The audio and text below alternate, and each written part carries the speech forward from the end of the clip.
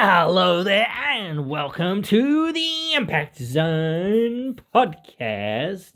We are back once more again to discuss more TNA wrestling shenanigans. And, well, obviously you guys know, but by the title and by the thumbnail and all that, unless you're actually listening on the podcast, but I guess you could still know by the title. We're discussing Speedball Mike Bailey's exit. I didn't think I was going to discuss this too much. I didn't think there was too much to discuss, honestly. But I think, at least should... I don't think we even really covered it a lot, but I do think we should just cover it just a little bit. And I do think that, I've said this a few times here and there, that there's been perhaps a lack of perspective or a lack of thought here and there about some of these booking decisions and whatnot here and there in the company. I think that this perfectly illustrates the point and the problem that I kind of had with what I thought it is tough, one of those things, I guess, as well, because it's like that I guess they were trying to placate Bailey and say, oh, yes, we're trying to keep you here and, we'll give you a title or something else or whatever it was, I think that the Trent Seven heel turn probably was good. I think it was probably a little bit too slow. It probably should have happened like a few months ago, whatever it was. But then again, it's like, well, I don't know. It's tough because then it's like, well, I kind of really liked the match that he had with Leon Slater. I think a lot of people really liked that match. It was a really good match. I'm not going to come on here and say anything really negative about Speedball. I know some people have come on and said, I will point out the negative things that are obvious about any person or any whatever, but I'm not trying to take just jabs at the guy. I'm just saying that these are the legitimate things that I had perspective with seeing him as a talent within the company. I wasn't fully behind him. I thought that he was a bit too generic of a babyface, and I think that the time for that style of babyface has really passed. I think it was part of his personality, and he couldn't really, do much better than that. And I'm not trying to take him down a peg or anything like that. I'm just saying, perhaps some people are a bit too nice to be, more figured in, I would say, is the better way to put this. Of being not a top guy, I would say, but he certainly was one of the sort of top attractions there for a little while and whatnot. I know some people, as I say it again, are a much more brutal analysis of some of this than what I am. I don't. Again, I can say some negative things, but that's not here or there. At certain points, it's like, what does that achieve? I'm not really happy that he left. I think his best position was probably being in TNA. Maybe his best position will be in NXT or something like that. I'm not too sure. We'll have to wait and see if he. I don't think he'd do very well in AEW. I don't think hardly anyone's doing very well in AEW right now, but that is my perspective on that. And again, I'm not going to kick the can into AEW there. I'm just going to say that, hey, I hope for the best for them as well. I'm a wrestling fan at the end of the day. I don't watch it, but I do hope for the best for them. I don't want to see them collapse or fail or whatever else. I'm not rooting against them. I'm actually rooting for them and hoping to see, some sort of improvement, something positive for the company. I don't wish ill on anyone or whatever, any company really. I don't think that that's helpful or, whatever to anybody or anything. I think the people that are out there, clamoring for anything. Same with when people were clamoring for the death of TNA. I think that was a bad position, and a lot of us know how that was. I wasn't really too involved in it, but again, I know some stories and whatnot, so it's a really bad set of circumstances. But again, I don't wish anything negative. I only hope for positive. I can do the analysis of saying, well, this is where he needs help or whatever. Obviously, that's in charisma and promo ability, but that's just from my perspective. And again, I think he's too much of a pure babyface. I think pure babyfaces can work, but I think, as I said before, Rich Swann was one of the best pure babyfaces because he had so much charisma and was so great that it was like, no, this guy's got it. He's got a great babyface character. You can really, and Leon Slater's really good as well. There's been a few good baby faces, but I think at a certain point, like Josh Alexander, I think at a certain point the act starts to get a bit old, especially when there's someone like Joe Hendry around that is a better babyface in a lot of senses. And it's like, well, why am I trying to compete with that in a sense of being on the same side of the face heel dynamic? At a certain point, you've got to realize, well, this guy's just a better babyface, and people are going to cheer him way more than they're going to cheer me. So it's time to switch things up and do something different, and I can play the heel, and I can get some good stuff out of this. But anyway, still, I do want to say that, good luck to him. Hopefully, this has come out a long time after he's gone. Good luck to him and whatnot, everything that he's going to do in the future. But, that's where I'm standing. I'm just standing on the side of saying, well, I don't know, but good luck to him, because I don't know. They might put him with a good mouthpiece or something like that. I don't know. He had a couple of moments, I think when he said, oh, it's like the NWO, Timu NWO. I think that was really forced. And they were trying too hard to make him funny or whatever, or relevant or whatever. Especially when he stood up and looked right into the camera. I felt like that was a really forced kind of thing. So making somebody do things that, you've got to try to grow people certainly and whatnot and challenge them, but when it looks really forced and really corny, it's not really good. So, trying to give somebody a mouthpiece and say, okay, well, we're going to give you a mouthpiece and we'll see how you go, and hopefully you can learn from them, and whatnot. Because if you ever do turn heel or whatever, you've got to be able to cut promos. That's the number one thing. You've got to be able to tell the story and engage people. But that might not be his role. Who knows? We'll have to wait and see. But again, I feel like the pure babyface thing will get very thin very quickly, in my opinion, unless he has the right opponent. I think his best, one of his best matches was his match against Mustafa Ali, because there was a lot of heat going into it and he was the hometown boy. So I think after Slammiversary, I think things really fell off the wheels with him. I think the company didn't really know what they were doing with him, perhaps.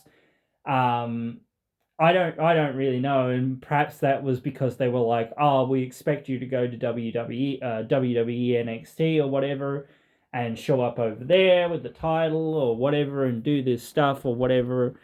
Or, then they were like, or WWE was like, well, we want Wes and we want him with the belt.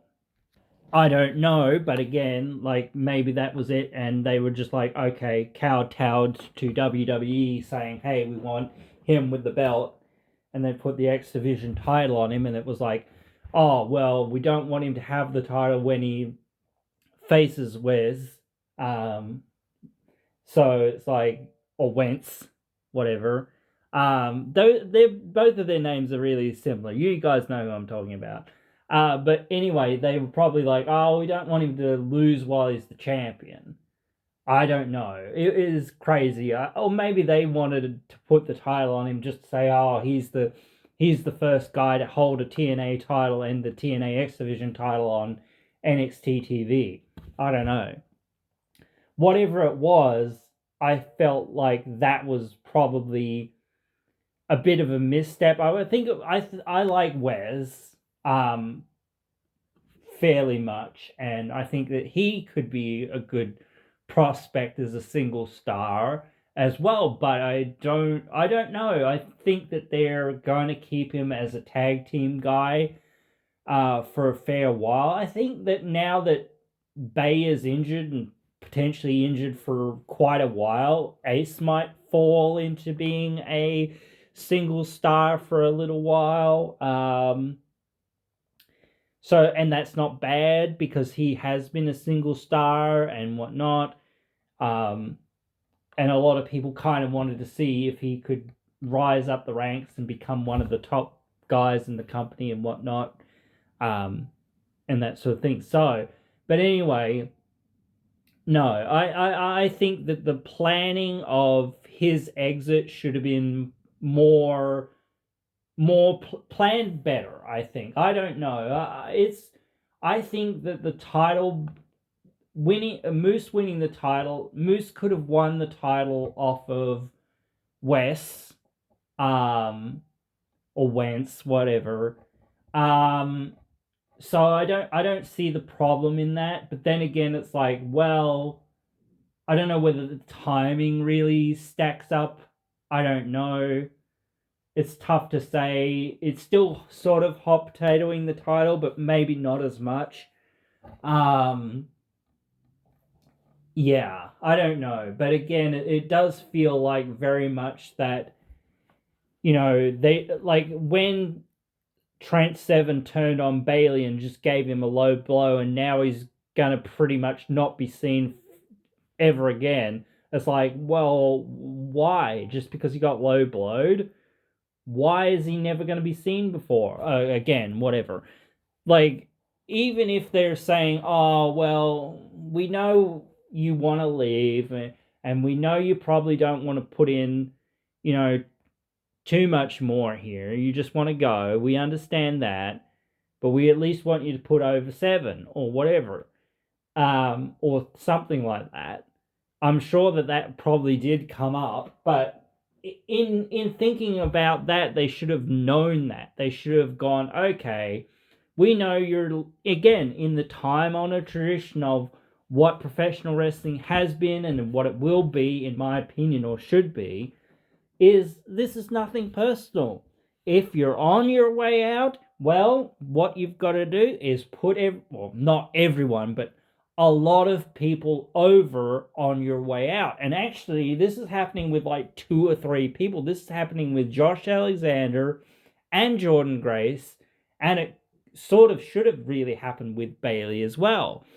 They should have been in the long haul for saying, right, you're leaving. We're going to give you one last good story with 7 in a big feud, and you're going to be sent off into the distance afterwards. You're going to lose and you're going to leave. And that's going to be it for you. Maybe he also puts over a few other people along the way, but that's the major, would have been the major thing. It would have really solidified 7 in saying that he, not just the low blow heard around the world or whatever, but he not retired, I suppose, but banished Speedball Bailey from TNA or whatever it was. Loser leaves town or whatever. He made him leave town effectively or whatever you want to call it. That would have built him really well. And there's a few people you could think of again on the roster that could have benefited from him, doing the job to somebody like Leon Slater, or whatever, have Seven attack help Slater win somehow or something, to further their feud, and then have Seven, beat Bailey at the pay per view, whatever, um, or something, or by hook or by crook. Again, maybe that might work, because I'm pretty sure that his last match was on TV. So, and that's another way potentially, even though, again, I think the main reason people don't tune in on TV, besides that they can't find the channel or they don't have the channel or whatever, is that it's pre-taped. We know that people tuned in back in the pandemic. Now, that there was some other things going on during the pandemic at that time, but again, people did tune in when Kenny Omega wasn't there, and when there wasn't any AEW stuff going on as well. Maybe it was a little bit less or whatever, but still they doubled their viewership. And even I think before Kenny Omega came to TNA, I think they were doing some good numbers during COVID. So again, it's one of those things that they know that they can get more people, but the people won't tune in unless they've got a reason to tune in, which is not knowing the results, because the tapings are, and that next upcoming live show should in fact prove this, and I hope that a lot of people tune in to that live show. I can't, because I'm not in the US, but again, I will tune into that show certainly as well on Impact Plus as well later on anyway. But still, yeah, I do think that the level of thought that went into Speedball Bailey's exit, and this is nothing against him either. This is on the company, really, and this is on the bookers, and this is on the creative. This is on those guys. They really should have went and thought, he's leaving, so what are we going to do with that? We've got to, put some of these guys that we've got on our rosters over, so that we've got, this is the way wrestling is. It's fully expected that you do the job on the way out.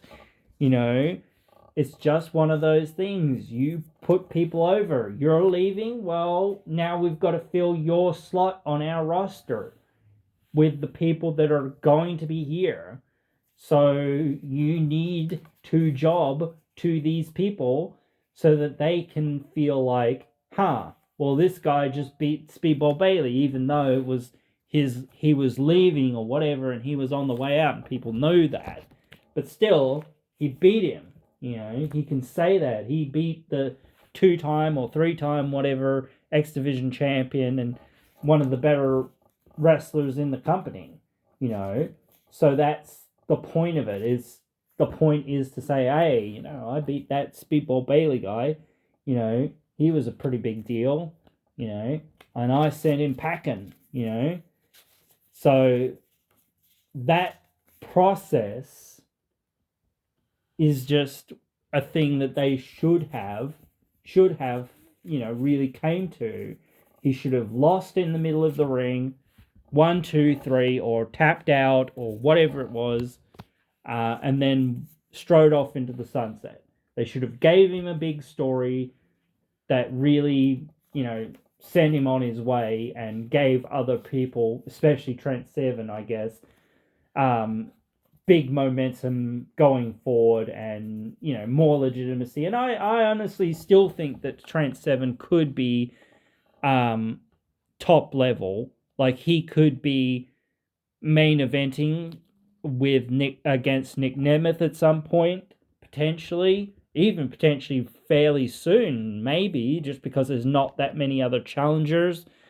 But again, I do think that extra win would have propelled him even further and even harder and even sooner. So again, I think that should have been factored in. I think some of this stuff, it really feels like it wasn't thought of, or I don't know. It's tough to say because it's like we don't know, but it is one of those things that does feel like, oh, yeah, this what really didn't wasn't thought of too well, and there weren't enough plans in place, or that yes, you've got to placate somebody to some extent. I get that, but at a certain point, you've got to realize, okay, we're not going to get much more out of this relationship, and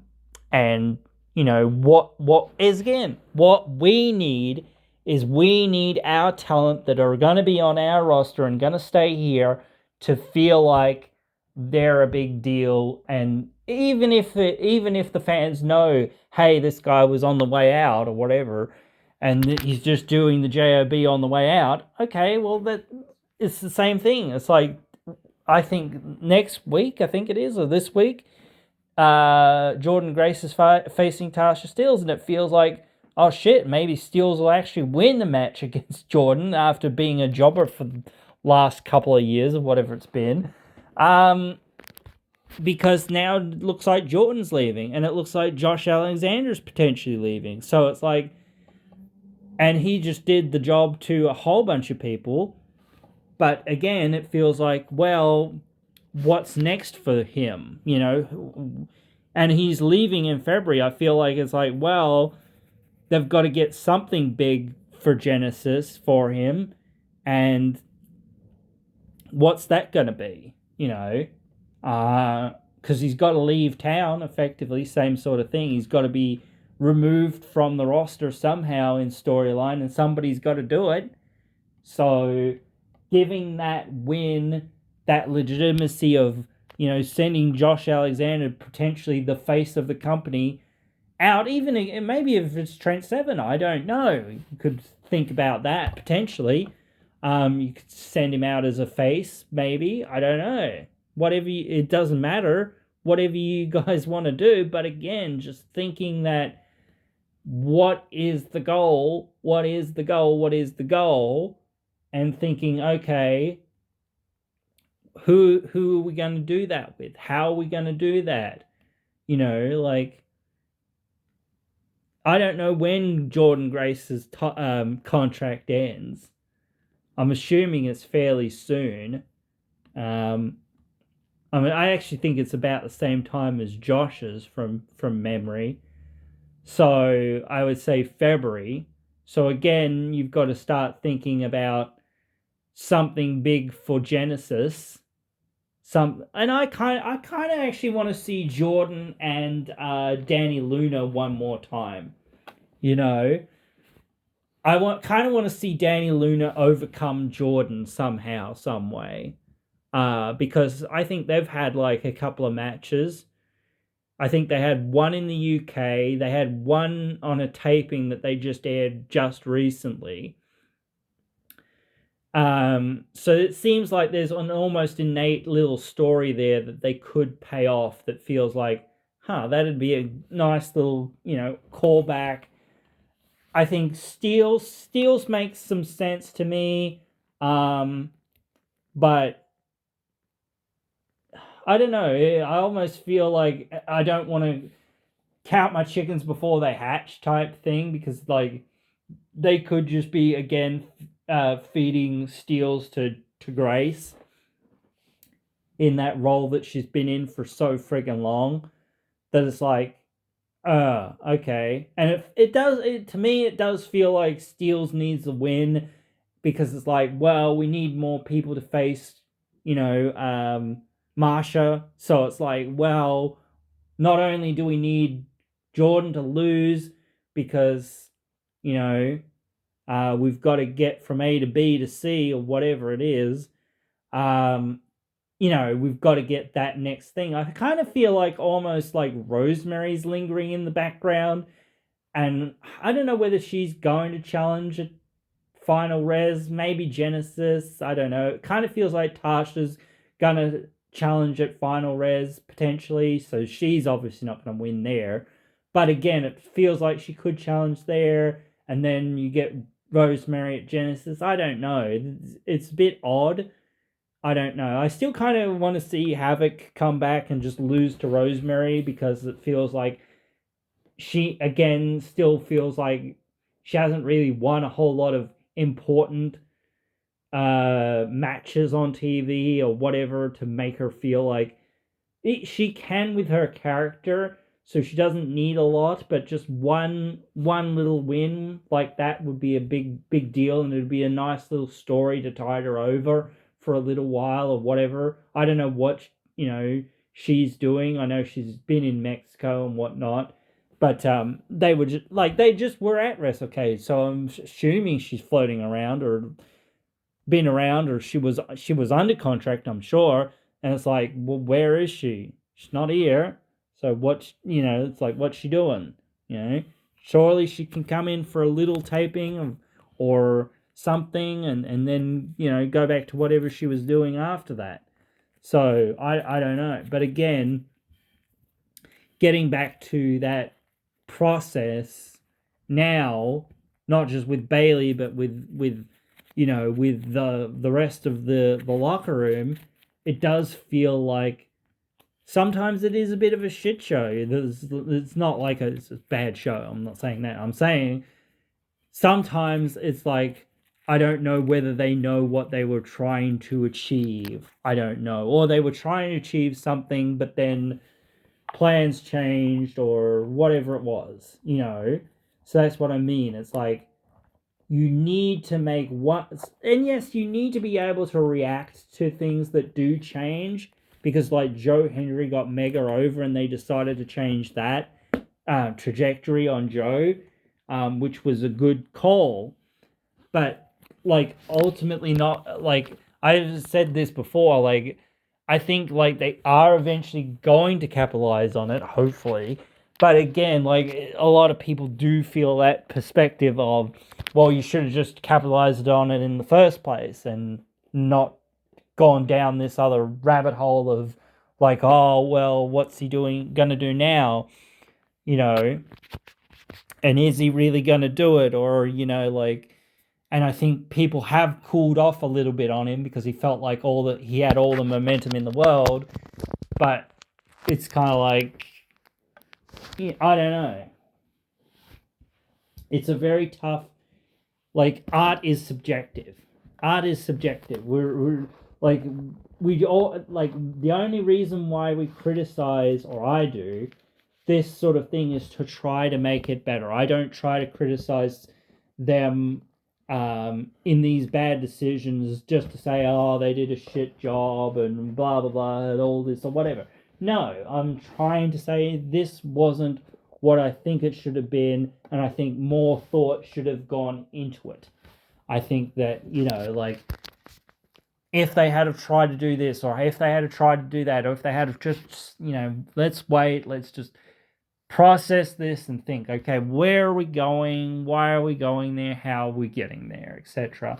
Is one of those things. Sometimes it's very much easier on the outside looking in and saying, well, you should have just done this or should have just done that or whatever it is. Shoulda, woulda, coulda, and I'm not running a wrestling promotion, so what do I know? But just from that perspective of looking at it and saying, now how could this be better, or how could this be, again, not just for that situation, but for the situations that are coming up, what are we going to do differently? We've got to learn from these things that didn't really work and didn't really put people in the best positions, or we were overly reliant on crossing our fingers and hoping somebody's gonna come along for one more week or one more tour or one more whatever it is, or two or three or whatever it is, when they're not under contract and they just don't want to be here or whatever it is. Ultimately, I don't know what. Like, maybe it was the whole, oh, we want you to go to WWE with the title or whatever, or we want to put the title on Wes, and he's going to WWE. Oh, well, I guess you can win it back because we don't want him to lose on TV over there or whatever, and we want to build a story here. But again, yeah, it's really, really tough sometimes. I get that, but it's just like, you know, I do hope for the best, as I say, but sometimes you've got to call a spade, and it's not very good here, because we're shoveling some shit or whatever it is. So, but that's what it is, and sometimes good things, good ideas. As I said, like I think the story that Leon Slater had, I think that the match that Bailey and Slater had was pretty good. I just think that they should have built that to a pay-per-view or something at some point, somewhere, somehow. You know, maybe even should have put the belt on Slater. I don't know. Maybe they're again waiting a little bit longer to put the belt on him a little bit further down the line. So I won't be against that. I certainly wouldn't mind seeing it at some point because I think that he does have the potential to be a good X Division star right now, and I don't really see many other people that are in that X Division that feel like there's a few people that are in that division. I think like Ace Austin, as I said before, is now in that division, and he's been a big star in that division before. I guess he could be again, but I don't see him being in it for the long haul per se. I really kind of want to see Ace Austin climb the ranks, and like I've said this before, the digital media title feels like it's an absolute third or even fifth or 100th thought. They don't really think about it at all. I don't think sometimes they completely forget it exists.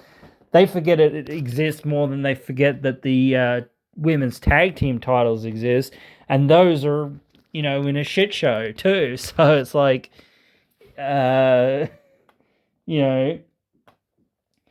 let's figure out like what we're gonna do with like I said before. I don't know. Some people have the perspective of saying, "No, they should keep those titles or whatever, this and that."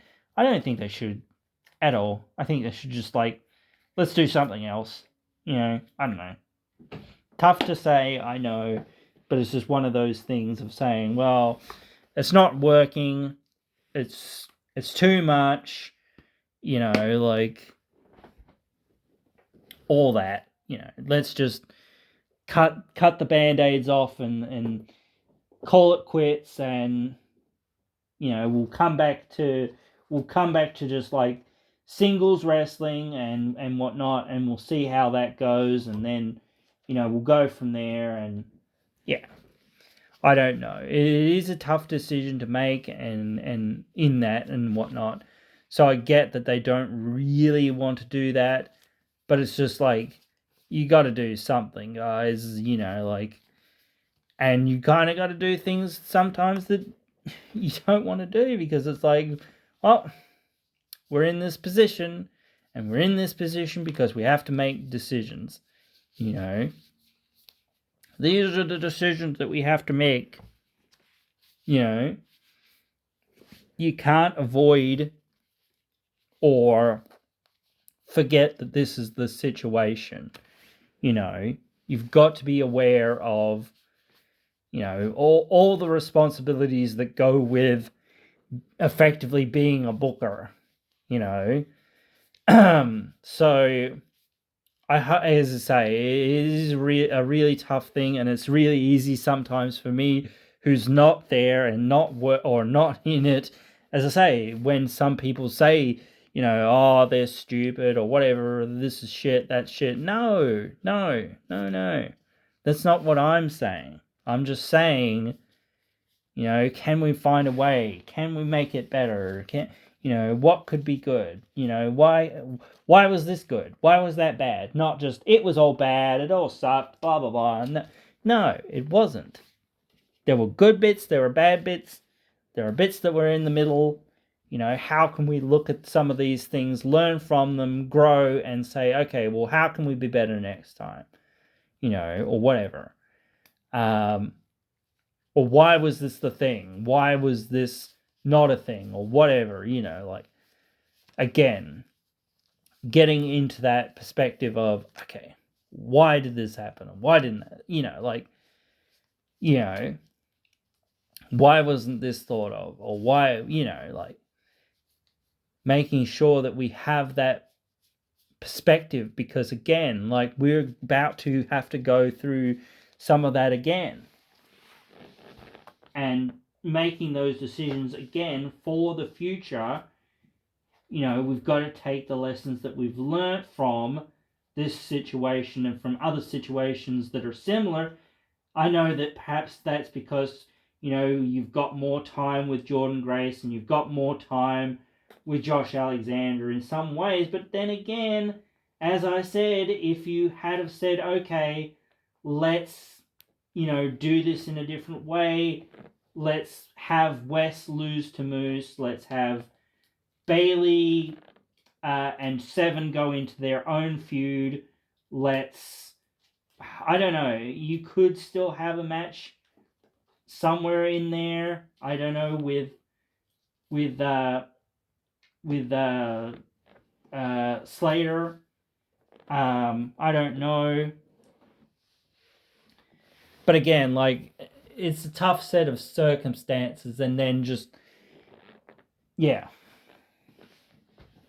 have Seven, shun Bailey out somehow, so that again he feels better.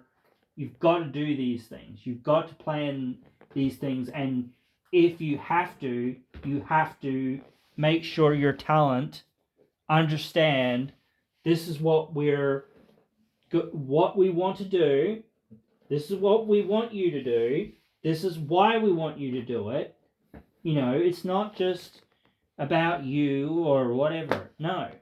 This is nothing personal. Again, this is nothing against you. This is not us being petty. This is not whatever. I think some people look at it that way, and that's why I want to preface these little things here and there in saying these things, because some people see it that way. It's not being petty. It's not doing those things. It's saying that we are in charge. We have our locker room that we have to take care of. You're no longer going to be part of this locker room because you have chosen to leave, and we do wish you the best in your future endeavors or whatever it is. But at this point, we need to say, you need to lose. You need to lose so that these other people can feel better in terms of story, in terms of character, blah, blah, blah, blah, blah. And you need to have made that decision and say, no, this is what we're going to do. This is how we're going to do it. So I think that decision should have been made, and that's what should have happened. I think, again, I don't know who maybe it was something to do in his contract where he said he's had some level of creative control. I don't know. That doesn't seem legit, because again, he wouldn't have lost here and there or not have made so much ill sense and then not just left on a low blow, because that's a weak way to leave. So I don't know. We're going to have to, hope for the best with what we've got, unfortunately, because that is what we've got. We can't, maybe somebody can twist his arm into coming back and doing the job or something else or whatever it is. But I don't see it happening at this point. So that's why you've got to take every opportunity when you've got somebody of saying, right, well, we do not need him to lose to Moose. That was a really good match, definitely. But again, you didn't need to have that match. You just didn't need to have that match for the title. He probably shouldn't have won the title back. But it's really tough to figure out how and some of these other things that did happen fit into what you should have been trying to do. And maybe you should have just put the title on Slater. I don't freaking know. And then maybe even had Moose somehow, like, goad him into, like, or I don't know. Or maybe goad Wes and that sort of thing, I don't know. It's really tough.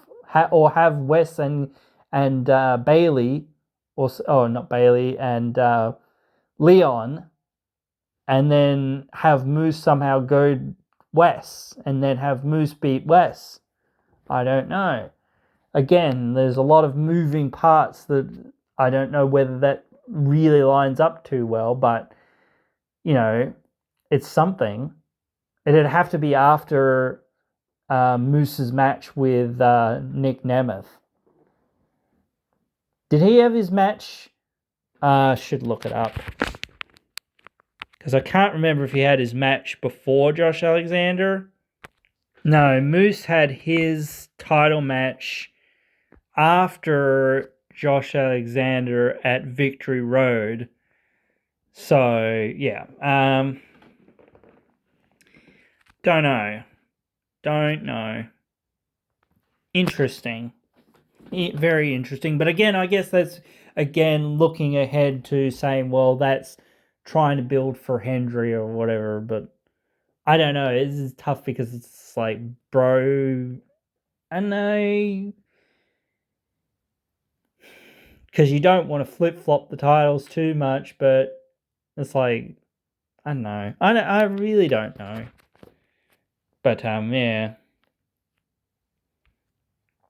He wasn't really doing... Oh, no, he was fighting Santana then, wasn't he? So that's a, that's a big one. And then he's defeating Laredo Kid, turning point. So it needed to happen after Bound for Glory, definitely. So it was probably that time that Moose probably should have won the title. That was probably about the right time. Wes probably should have lost it before that. So it's like, well, yeah, who do you put the belt on? I guess, type deal. And it's like, well, Bailey has that contractual rematch. I don't know whether they should have really done it that way or whatever it was. I don't know. It is tough to say, but again, it's just like, when you're looking at it, it's like, if you're trying to figure it out, it's like, man, there are a lot of hurdles there that you've got to try to overcome, but just thinking that he's not going to be here for Turning Point or whatever, and his last match is on TV, and the person who just, like, well, effectively tried to send him home, in a sense, we haven't really seen it properly resolve on TV or whatever, so there's no real great, thing for the fans to feel like it was a vindicated angle. And then there's nowhere else there's not anywhere for Seven to go because he can't finish his story with Bailey, effectively, because Bailey's gone. So it's like, well, how do I cap off this part of, it's not full story, but it's just a chapter in the story. But still, how do I cap off this chapter of my story to go to the next level to do what I'm doing next? Because now I've got, no win against Tim, who's not here, and he's just decided to, like the whole Steve Austin situation, he's decided to take his ball and go home, So but that's a real thing, in this circumstances. I'm not, again, trying to paint that same picture, but I'm just saying that's the sort of situation. He's decided, oh, well, I'm not going to re-sign, or I'm not going to be here on a handshake, or whatever it is, just to put somebody over or whatever. Even though that, again, they've worked together, I'm sure, a fair amount.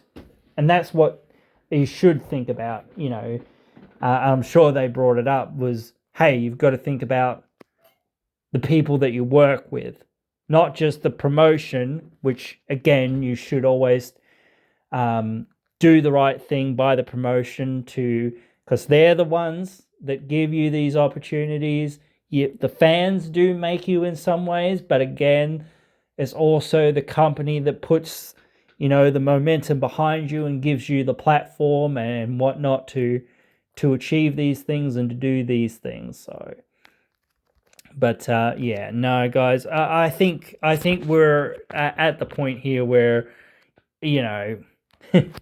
this is clear enough, right? I hope, at least, anyway. But anyway, yeah, hope you guys enjoyed this one, just me discussing some of my thoughts on it and whatnot. And yeah, I hope you guys will join me again in another one.